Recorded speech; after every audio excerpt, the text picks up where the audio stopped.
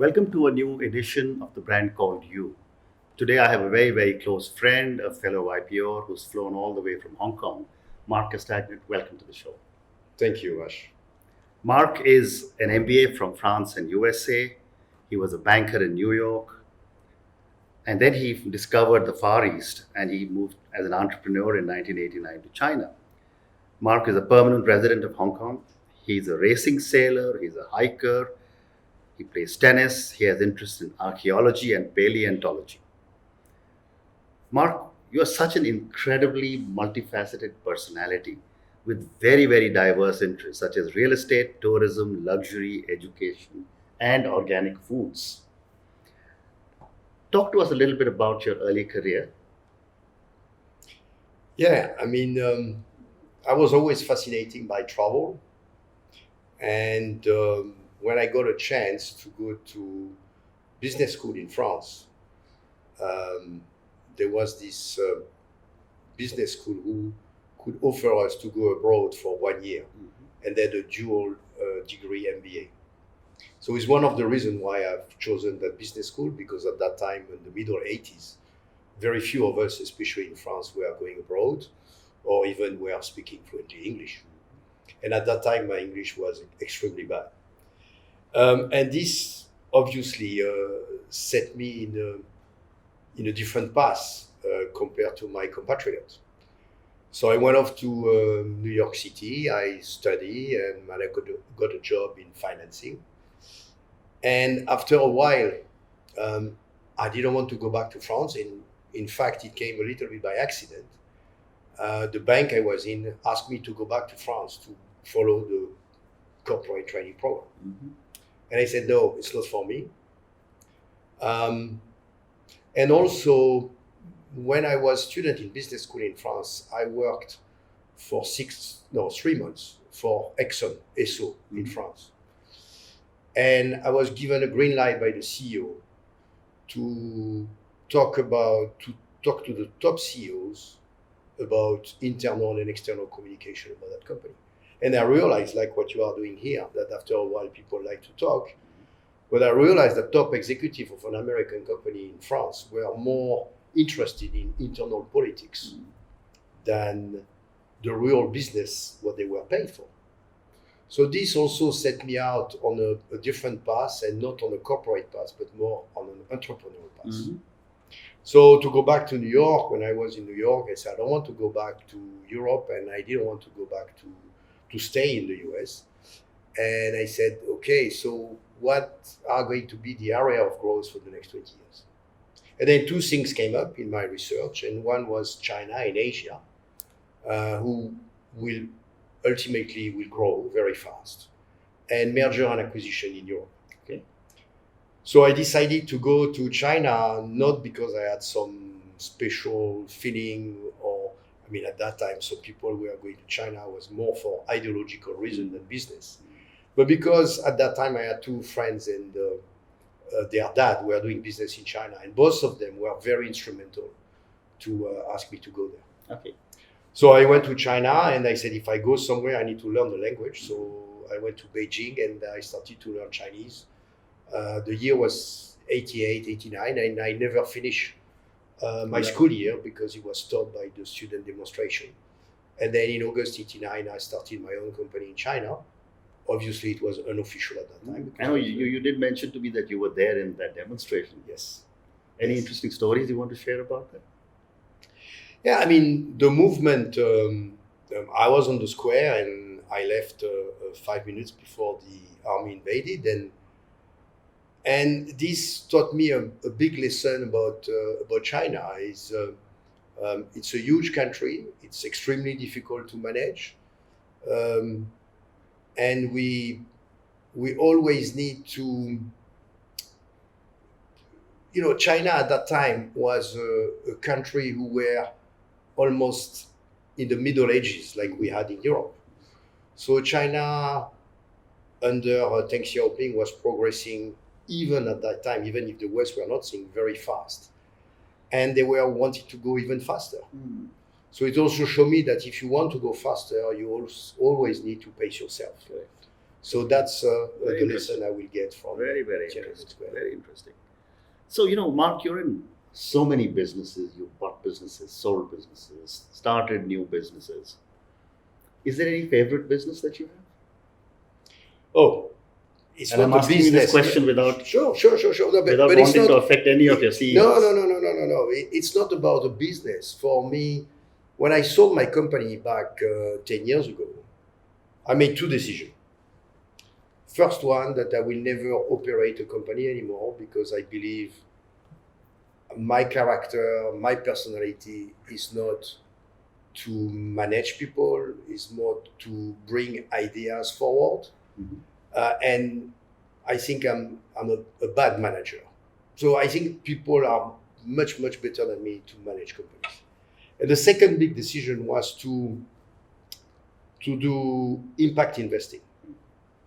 I strongly believe that all of us businessmen, we need to try to do good through business. So, before we talk of impact investing, please tell me what is the meaning of impact investing? Extremely simple. Impact investing is you want to make an impact on anything, anybody. So you can make an impact on your community, on your family, on businesses, at a country level. And the impact can be social, can be environmental, can be emotional. It can be at every single level, as long as something positive, optimist, Okay. dynamic comes out of this. If you look at the last 150 years, the world went through different industrial, economic revolutions. In fact, when you look at the industrialization in the US or in the UK, at the beginning, most of the industrialists were very paternalistic. They were taking care of their employees, most of them for life. But then it became bigger and bigger, and that was lost, and this led to great revolution. Yep. In Europe, in the US, even to world wars. Then after the Second World War, there was the second big phase, was that the state was going to be the reliable factor. The US, through the Marshall Plan, poured billion in Europe. Europe economies, including my own country, France, wanted the state to be present to guarantee a minimum of living, to guarantee a minimum of social security, and even unemployment, and even housing. But we have seen over the last 40 years that this system where the young pay for the older ones is going now upside down because you have less young people but more old people. So we have to enter in a new phase. And we started to enter in this new phase just 10, 15 years ago, where you need a new model, and the model needs to be reinvented. And the model is that people themselves, and who are the engine of our economies? They are the companies. It's not the state. So it's through the companies that we need to do good, to make sure that there is enough for everybody. But enough is not purely materialistic. It's also for the air we breathe, the food we eat, or also the emotion and the compassion we may have. Okay. So if an entrepreneur or a businessman in India or somewhere in the world wants to put money into impact investing, what would that process be? Or does that individual, the company, just pick up anything they feel could create an impact? Yes, that's possible, but you can make your path much easier. You have today thousands of associations, organizations who are in those fields. And some people will say, oh, I want to take care of refugees because refugees have been a great source of wealth and income for many countries. You have people say, oh, I want to take care of the handicapped. Some people want. For all those, you have already existing people and associations. Those associations before were more linked to ideological thinking. But this has been greatly changed over the last 10 or 15 years. Okay. And those people are business orientated. But simply you have young people. A very good friend of mine in France, he has 35 incubators around the world dedicated to impact. But those incubators, they are backed up, by who? By private companies. And those private companies, they are using those startups either to reinforce their own business or to create job for their own community around them. Okay. So you can see it start to become a virtual circle. Okay. So, Marc, you were speaking to me about your very, very fascinating education business in France, where I think you've got thousands of students. Talk to us about that venture of yours. Sure. So when I sold my business, I said I need to be in different sector on the impact spectrum. And this is why I decided to spend time in the education sector. And I started, in fact, earlier than that, because I was on the board of the English School Foundation in Hong Kong, which is what we call K-12, primary and secondary education. And then I move on to the biggest group of French private universities in France who are professionally oriented education. Education is at the core of everything for every single society. How children have empathy for each other. You have a study that proved that if children learn about empathy before 6 or 7 years old, they will never even think about the conflict anymore for all their life. So this is so impactful. This is impactful. And I met people who are doing business to teach empathy to children before 6 or 7 years old. Amazing. But education is also about learning kids how to eat. We have huge obesity problem all over the world. So if you can teach kids at early age how to eat, have their own garden in school, you will greatly change the way they eat for all their life. And to go back to later ages, the impact of education is all about finding jobs. I don't know if you read the book of Mohammed Yunus, the most famous Grameen Bank and impact entrepreneurs. And he has just wrote a book about 3-0 revolution. And one of the 3-0 is zero unemployment. So how do you want to achieve unemployment? You will only achieve unemployment if people work.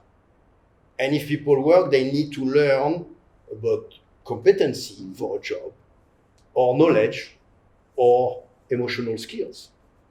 So education, as you can see, has a huge wide spectrum, from the emotional part, the empathy, to learning about food, but to learn for jobs. But this is not a single person initiative. It's a full society initiative. And companies needs to be involved in that because they are the ones who are going to provide the skills. Very interesting. So this is why I decided to spend, and I'm spending a good third of my time on this company board, and I'm also trying now to spread this concept of working and studying in West Africa, also right now a little bit in India, in Nepal, and also in China. Wonderful. So what I'm really hearing you say is that if we can get our young children to start looking at empathy and the environment and everything else, those children will probably be able to save the world that you and I have destroyed. Absolutely. And they're already doing it. They are already doing it. Look at plastic. Most of the young people don't buy a bottle of plastic anymore. They have a can, like you have. I saw you in your office. But it's the young people who have started the movement, and they feel extremely strong about it. My own daughter decided to become a vegetarian because she saw so many documentaries on the damage done by the meat industry. I agree. So, moving on, I was reading about you, and you've had a strong mentor in your life, and you believe in mentorship. So, who have been some of your mentors, and how have they influenced your life? It's a. I'm so happy you asked me this question because many people forget that the way they went through life is through mentorship. And most of us, if we are lucky, our first mentor is usually our dad or our mother, depending on who you are. And my dad has been a great mentor early in life to teach me about balance in life, about sport, about that you need to have some sort of balance between intellectual, and entertaining activities. And then I was lucky also. I had two more mentors. One was, the person with who I'm doing the education business, actually, who is the founder of this French group. He has been following me since I'm 20 years old. And another one is a British gentleman that I met in China in '89. And those person, in fact, a mentor at some stage, you are above your mentor in terms of knowledge about your business or even strategic advice. But what the mentors brought me is confidence in myself, in clarity of direction, and also emotional support. Amazing. Because when you go beyond the technicalities, at the end of the day, we all need those emotional support. I agree. And conversely, you had strong mentors. How many people do you mentor? I will not be able to count Okay.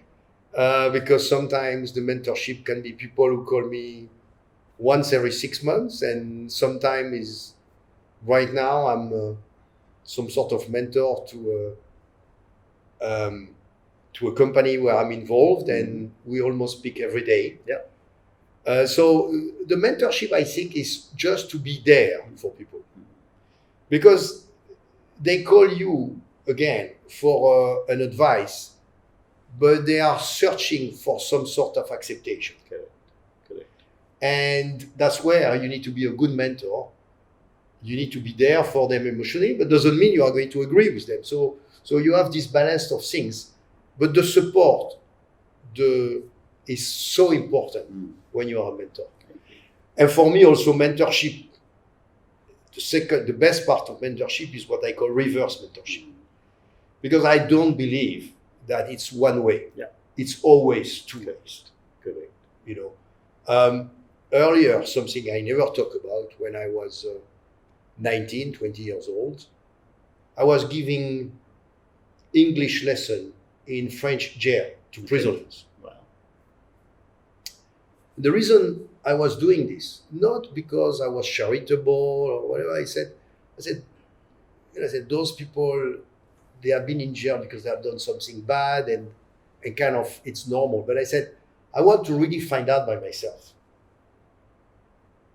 And at the end of the day, the English lesson always turn out into a discussion and some sort of mentorship also. Correct. But I learned so much from those people that now, if I am in a temple or in a church or in a mosque, I always think first when I pray to the people who are in jail. Amazing. Fantastic. So let's move to the next part of our discussion, which is on startups and entrepreneurship. I mean, you've been an amazing entrepreneur, and you built some really successful businesses, and you've mentored so many. What are some of the basic mistakes a lot of startup entrepreneurs make?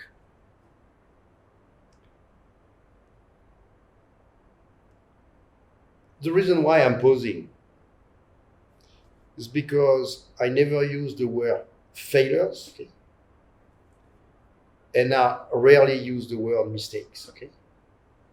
I'm a great believer that we are all continuously learning. Correct. And a mistake or a failure are not, because it's one way to learn. Correct. And when you look at the positive things, it's basically, because a mistake can be that you have talked badly to somebody in the street. Sure.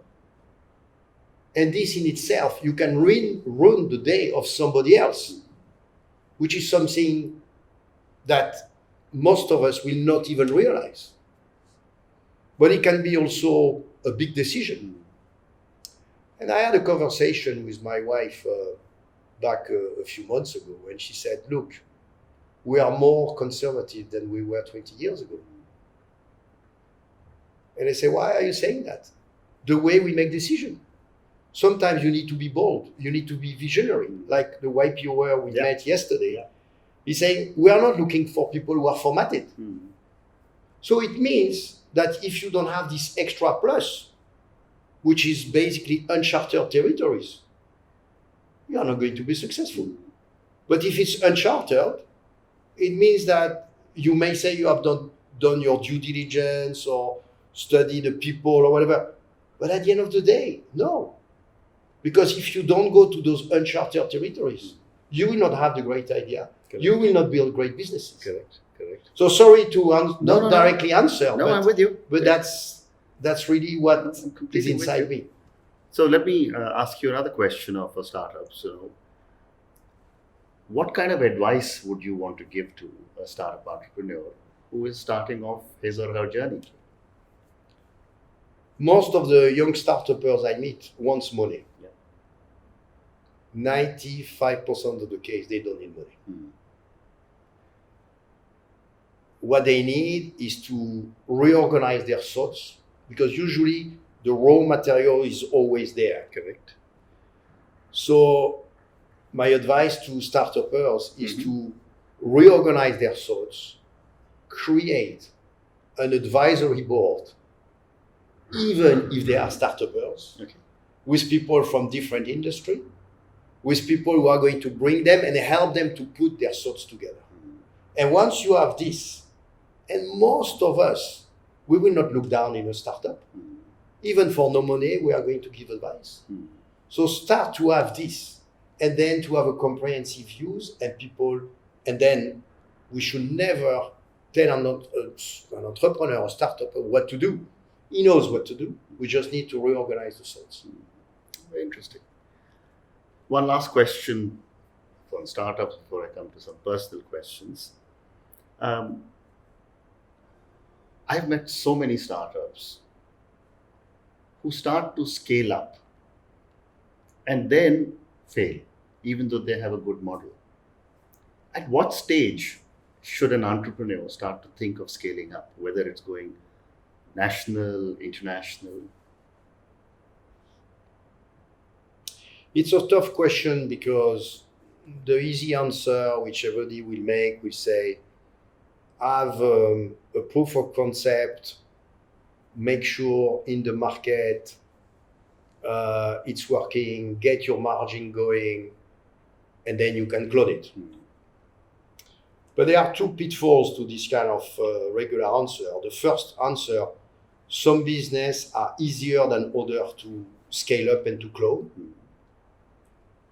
It can be regulatory, for example, in education, we talk about regulatory commission or accreditations are, something you need to be extremely careful. But also some of the young entrepreneurs, they are not interested. They are only interested into scaling up, but not looking at the profitability or the sustainability of the business. So they are only looking at the number of viewers or the turnover increase, which puts things a little bit upside down. And myself, I'm very confused, because some of them have made tons of money, but at some stage, the foundations are not there. So you may fail for that, because your objectives are not ultimately the good of the people or the good of the company. And we go back to the impact again. Because if you are scaling up just for the principle of scaling up and not having a deep, committed business model who is going to be at least good for the employees or good for the customer, you are going to fail. Very good answer. Thank you. So moving to a few questions about you personally. What are the 3 adjectives that describe you?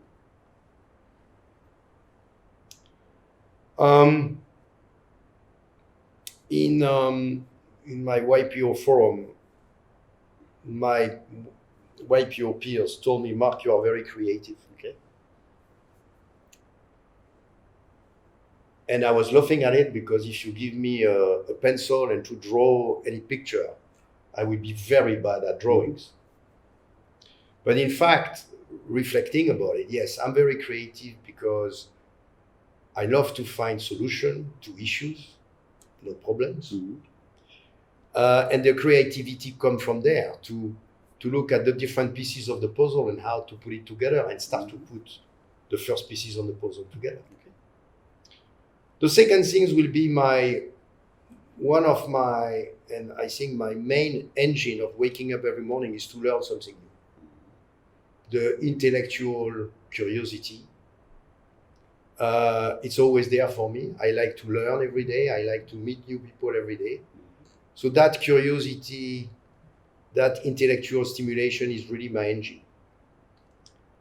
And I would say the third is to love.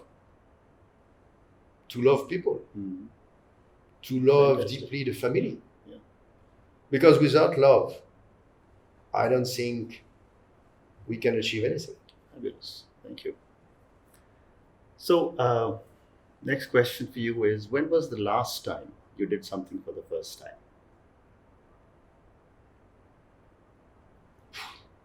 Almost every day. Okay. You know,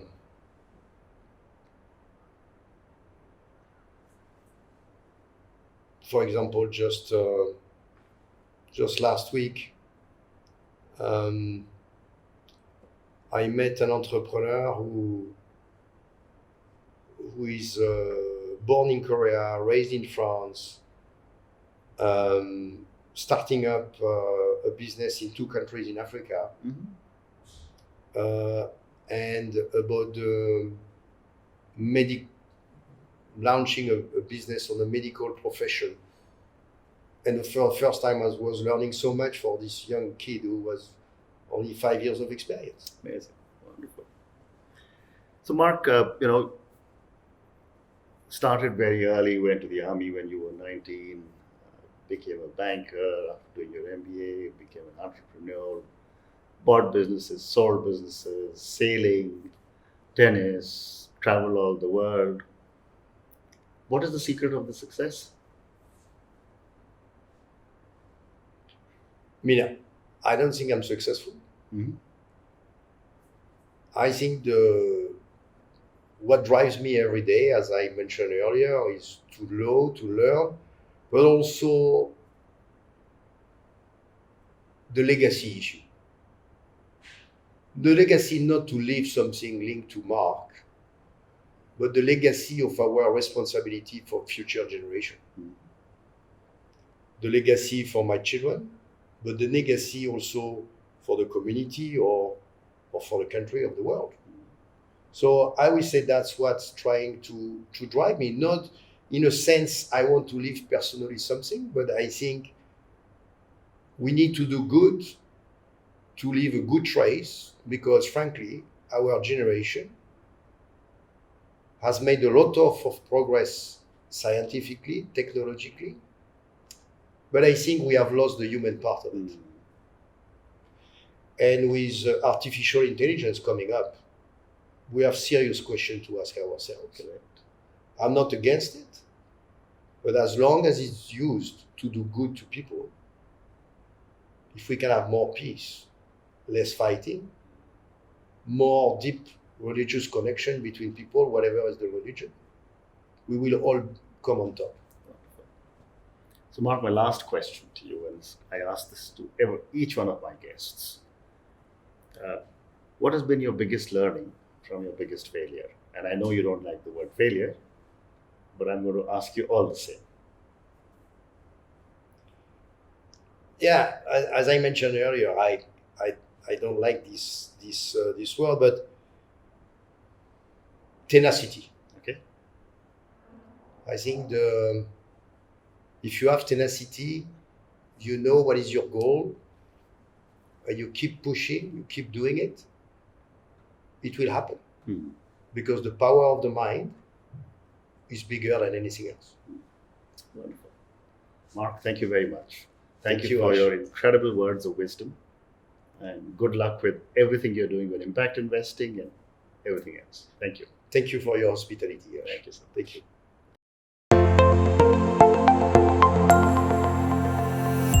Thank you for listening to the Brand Called You podcast. Be sure to visit tbcy.in to join the conversation, access show notes, and discover fantastic bonus content. You can follow us on YouTube, Twitter, Facebook, and Instagram. Simply search for the Brand Called You. Thank you and see you next week.